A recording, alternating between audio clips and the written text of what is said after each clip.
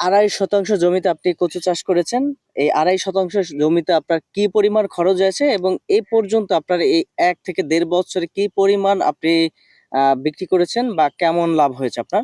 আমার 2.5 শতাংশ জমিতে খরচ হয়েছে 2,000 এবং আমরা কচু নতুন অবস্থায় দেখা যায় আমাদের বেচা কম একমাত্র দেখা যায় আমার এক পিস কচুতে দেখা যায় আমার লতি এবং গেরাছাইরা যার পূর্ণ না হইতে আমরা লাভবান করতে পারি না।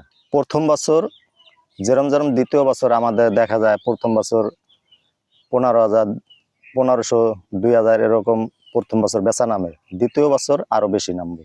এ পর্যন্ত আপনার এই 1 থেকে 1.5 বছরের মধ্যে ধরেন কত টাকার বিক্রি আসছে? আমি পহেলা বছর যেই পরিমাণ খরচ করছি সেই পরিমাণ পাইছি, কিন্তু সমান সমান দ্বিতীয় বছর এর চেয়ে আমরা বেশি বেচার চেষ্টা করব।